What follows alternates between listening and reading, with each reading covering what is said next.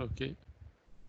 So till now we discussed the resistor based converters, and these were the binary weighted converters. One was that, and depending upon the resistor value, you had different current flowing into the op-amp circuit, and you had a corresponding output. So in the next set of slides, I have a current mode converters, and I'll discuss that what are the problems involved in this binary weighted current mode D2A converters and how these can be solved. So what you're seeing in the figure is a current mode converter. It is very similar to the resistor based converters, but are intended for high speed applications. So if you require a high speed application that want to operate at a very high frequency, you will use a different current sources. The basic idea is to switch currents to either output or to ground as shown in figure. So depending upon the switch, that this current is switched to the ground or to the output. Here the output current is converted into voltage through the use of RF. We know that whatever is the current that is going to flow here, the same current is going to flow through RF.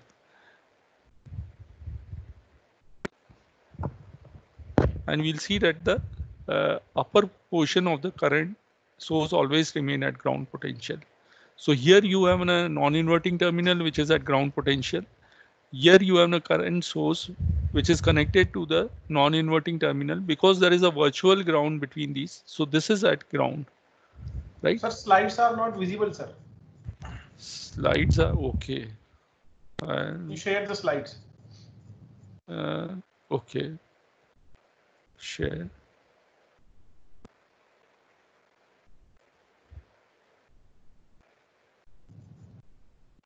Yeah, now we can see the slide. Okay, thank you. Sorry for that mis-sharing of the slides. So what I was saying is that if you require a high-speed application, you will go for a binary weighted current mode D2A converters. These are very similar to the resistor-based converter, but are intended for high-speed application. The basic idea is to switch current to either to output or to ground, as shown below here.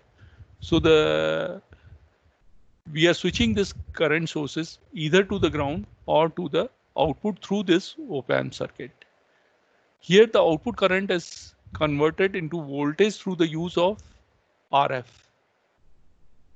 The upper portion of each current source always remain at the ground point. So here you have a current source. Let us say that this is connected to the lower portion is connected to -5 volts here. Upper portion, depending upon the switch, if switch is connected to the op-amp, in this case also this is connected to the virtual ground. And if B4 is such that 0, it will be connected here. Again, it is connected to ground. So if B4 value is 1, this is connected to the ground of the op-amp. If it is having a value 0, it is connected to this ground, right? So what is the problem with this type of D2A converter? The problem is the glitches. Glitches are mainly the result of different delays occurring when the switching different signals. Well, how this glitch arises? For example, when the digital input code changes, say suppose you have an n bit of code, and if your digital input was initially, that is MSB was 0 and all other bits were 1 to 1001, that is MSB being now 1 and all the other n minus bits being 0. So what we see in this case, when this has to switch from this to this, all of the n minus 1 LSB turns off and the MSB turns on, right? So, however, it is possible that the currents due to the LSB switches will turn off slightly before the MSB current switches on, right? Causing the current to temporarily fall to 0. What we mean to say is that I had an digital input from 0 to 1111, say n bits. to 1000. So what is happening is the MSB is changing from 0 to 1, right? And all n-1 LSB are changing from 1 to 0. Now there are the switches which turns this on and off. So it may be possible that the LSB switches will turn off slightly before the MSB current switches on. So if there is a gap between the switching off of n-1 LSB and turning on of the MSB, it may happen during this gap, the current temporarily falls to 0. Or this may also happen that the LSB switches turns off slightly after the MSB current. The current will temporarily go to its maximum value. See, if the LSB switches turn off slightly, it takes more time. So it may happen that the MSB has switched on and then LSBs are also switched off. So current will temporarily go to its maximum value. That is what it would have been for all the bits to be 1. So in either case, a glitch occurs at the output unless the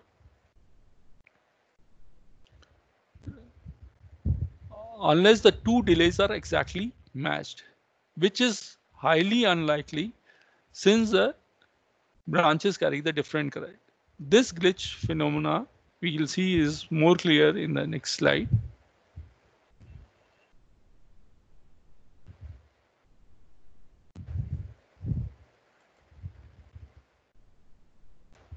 Here what we see is the I1 current. This represents the MSB value, right? And I2 represents the sum of all the n-1 LSB. This I1 represents the MSB current. I2 represents the sum of all the n-1 LSB. Now what we see here is that the condition is that this was off and these were on, and the input was 0, 1, 1, 1, 1. Now this has to be 1 and this has to be 0, right? So this has to go to 1 and this I2 has to go to 0. But we have seen that it may happen that this switches off earlier. So what we'll see that for the temporary instance, there is a 0 current. And this is what is known as a glitch. Because this takes certain time to switch off, this takes certain time to switch on. And there is a delay involved here, there is a delay involved here. So this delay is not exactly matched. There may be mismatch in the delay, right? So what we have seen that unless these two delays are exactly matched, which is highly unlikely since the branches have different current, this glitch phenomena is going to occur. So what we say is that this, and it may also happen that this may switch off after this point. So you may have as you had a glitch going in the negative direction, you may have a glitch going in the positive direction also. This we are seeing is that simultaneously many bits are changing. That is why this glitch is occurring. So how can we reduce this glitch? The glitch disturbance can be reduced by limiting the bandwidth, or say by placing a capacitor across the resistor of RF. But this approach is going to slow down the circuit. That is, you had on a spike whenever your bits are changing. This reduction in the spike can be reduced by placing a capacitor across the feedback resistance RF. But this approach is going to slow down the circuit. Another approach is used to a sample and hold on the output signal. So you have a sample and hold output signal. So again, that is going to offset this glitch. But there is another popular way to reduce the glitch is to modify some or all the digital world from binary code to thermometer code. That is, either for all the bits you are applying a thermometer code. Instead of a binary code, you apply a thermometer code. We'll see that by applying a thermometer code, how we can overcome these glitches, right? And sometimes it happens that half of the code is the binary code and half of the code is a thermometer code. There is a combination of the codes also. But for the time being, we'll say that all the binary code is converted into thermometer code and how you are able to reduce the glitch.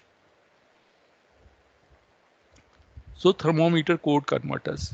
So another method for realizing a DA to A converter is to digitally recode the input value to a thermometer code equivalent. So what is this thermometer code? A thermometer code differs from the binary one in that a thermometer code has 2 raised to n minus digital inputs to represent 2n different digital values. A thermometer code is not a minimal representation since the binary code requires only n digital inputs to represent 2n digital input values. So if I want to represent 8 different digital input values, what I require is 3 digital inputs. Whereas in case of thermometer code, I'll require 7 different digital inputs. A thermometer based converter does have an advantage over its binary counterpart, such as low DNL errors, guaranteed monotonicity, and reduced glitching noise. So how this is achieved, that is what we are going to learn in the next few slides.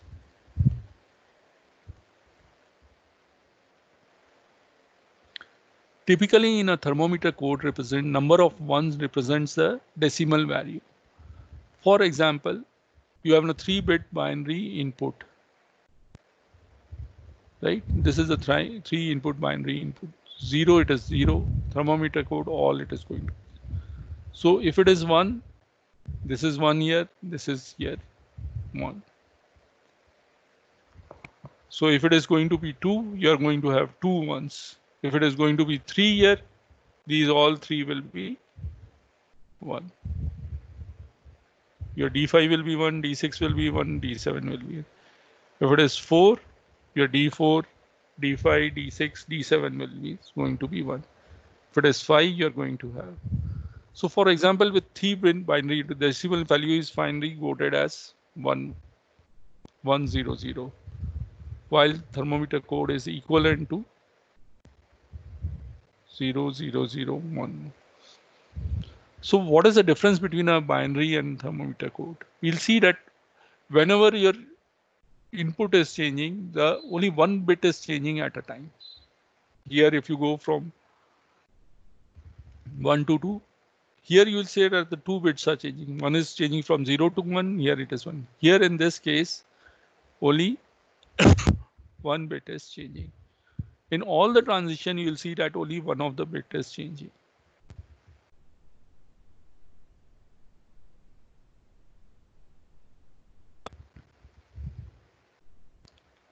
So what we are going to do is, you are going to binary to thermometer code conversion. So depending upon your binary input, you will get a thermometer code here. And now depending upon the thermometer code here, your output is going to change. So if it is 1 here, the D7 is going to get connected to this resistance. Otherwise it is connected to ground. So we'll see that if it is 0, all these, this is going to be 0, this is going to be 0 connected to ground, this is connected to the ground, this is connected to the ground, this is connected. So there is no current that is going to flow because no resistor is connected to the inverting input. This is lying all blank. So you're going to get a 0 output. Now, if D7 is connected, all these are 0. So you are having minus current flowing through this resistance only. If you have D6 also as 1, then this current is going to get added up. Similarly, if your D5 is 1, this is connected to 1 here. Again, there is going to be addition in the current. So there is at every change in the input, there is an increment in the output. There can't be any decrement as in the previous cases. So in the thermometer code, it is guaranteed that there is going to be monotonicity. That is, if the input value increases, digital input value increases, the analog output value is going to increase. And the DNL error also we'll see is going to be less as compared to others. because whatever is the mismatch in the resistance, still it is going to add to the output. The output is going to get added. So what we see is low DNL errors, guaranteed monotonicity, and reduced glitch noise also. Glitch noise is also going to get reduced because only there is change of one bit only. There is not going to be multiple change in the values of the resistor. Resistor bank is not going to change. Only one resistance is going to come into picture or one. So the chances of the glitches are less. So with the thermometer code, you are able to reduce the glitches. You are able to ensure monotonicity, and the differential non-linearity error is also going to get reduced. So this is the advantage of the thermometer code implementation. So you may say that you require a large number of resistance, but we'll see that this almost the area that occupies by this resistance is also same as that of the higher values of the resistance.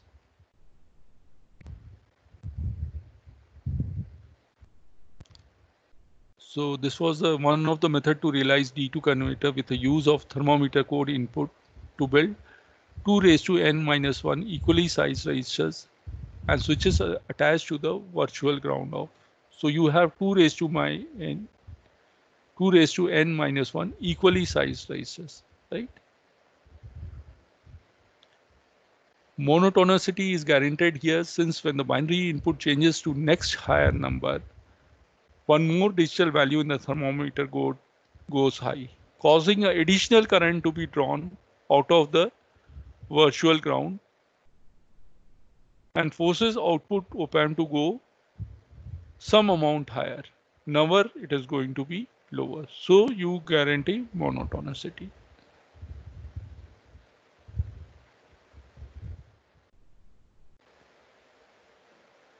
For binary array D2 converter, this is not necessarily the case since mismatch between the element may cause the output to go lower even though the digital input value is increased. So in the binary value, the mechanism is different, right? And we see that this may happen that your output decreases with the increase in the, that is not guaranteed. The other thing that we had discussed, a D2A converter based on the thermometer code greatly minimize the glitches as compared to binary array approach since the banks of resistors are never exchanged at slightly different times when the output should change by only one LSB. Right? There is only a single change of LSB. So you don't change the banks of resistors. So the glitches also get reduced when you have an additional analog converters with a thermometer code.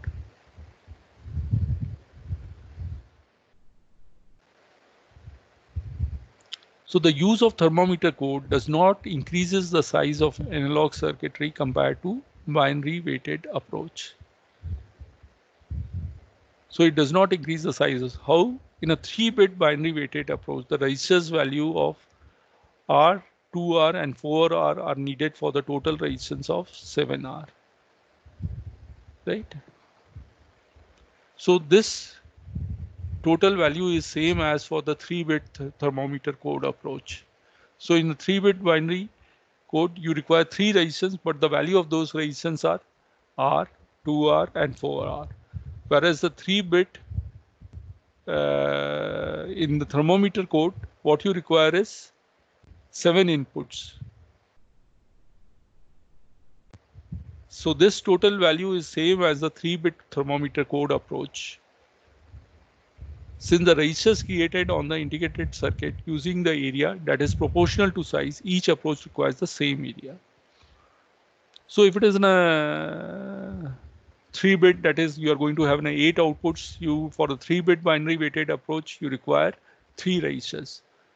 So for again to represent the 8 different analog outputs, what you require in the thermometer code is 7 inputs. If you require 7 input, that means 7 resistance. So total sum of that 7 resistance, because each value of the resistance is R. You'll see that require R here, R here. Value of each resistance required is R. Sum of the resistance is 7R. Whereas in case of 3-bit binary, you require 3 resistors, R, 2R and 4R. Their value is 7R. So the value of the resistance is same. Since the resistors are created on integrated circuit using area that is proportional to their size. So if I want a resistance 2R, this will occupy an area which is twice more than the space occupied by the resistance R. If it is 4R, it is 4 times the space occupied by 7R. Here, because the resistance are same, so we'll see that the size occupied by resistance in the thermometer code is same as that occupied by 3-bit binary weighted approach. As the total area required by the transistor switches is same, since the transistors are usually size scaled in the binary weighted design to account for the various current density. All the transistor switch in the thermometer code approach are of equal size since they all pass equal current. In binary weighted, we had seen that they have to pass different currents. You'll see that.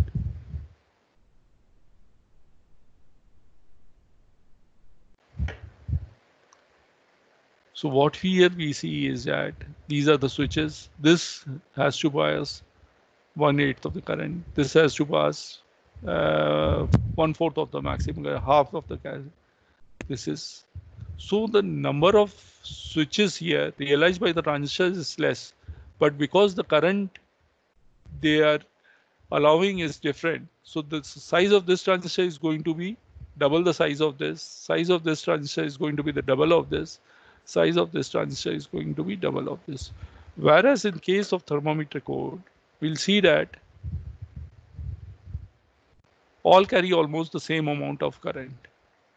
So the size of transistor realizing this switch is going to be the same as the transistor realizing this switch.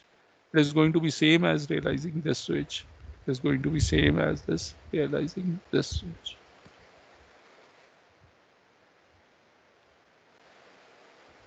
So the total area required by the transistor switches is same since the transistors are usually size scaled in a binary weighted designs to account for various current density. All the transistor switches in the thermometer code approach are of equal size since they all pass equal currents. So this was an explanation of a D2 analog converter using thermometry code. So now I will discuss charge-based D2A converters. I'll go to the next slide. Any questions on this?